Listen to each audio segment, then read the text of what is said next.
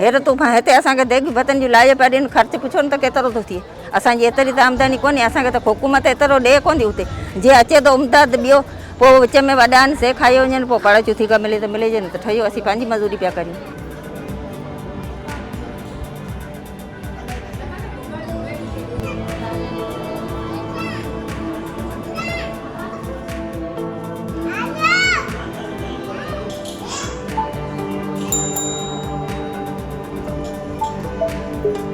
रहूं केटी बंदर साहिली पट्टी में।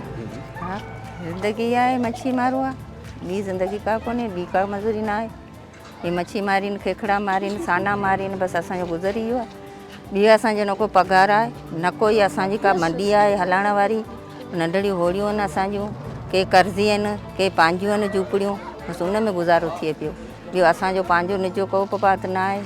ॿियनि जा असीं कर्ज़ी आहियूं पोइ साना बि असांजा एतिरा घटि नाणे में वञनि था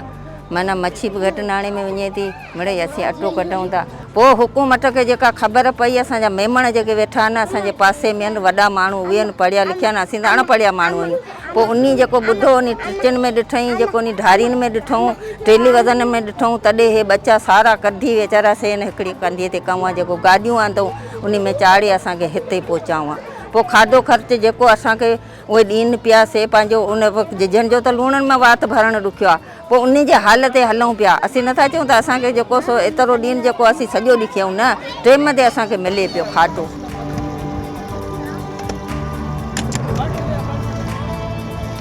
नालो अल्लाह ॾिनो किथे रहो केटी बंदर में हिते असांखे तक़रीबन सांझे ॿी राति पए थी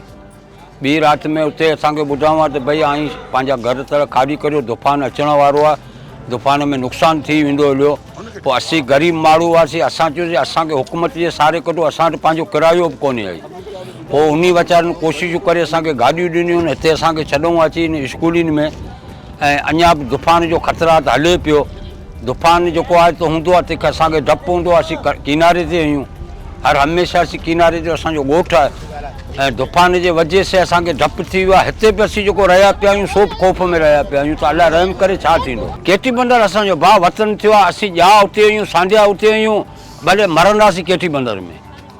बसि असीं उतां केटी बंदर नथा छॾे सघूं। असांजो रोज़गारी जेको आहे न कुक मच्छी ते असांजो गुज़ारो उन मुल्क में तॾहिं असीं उते रहिया पिया आहियूं इन जे करे असीं चऊं था त असीं पंहिंजो वतन कोन था छॾियूं पंहिंजो वतन थी रहियो आहे जंहिंमें असांजा वॾा नंढा बि उते ख़तमु थी विया आहिनि।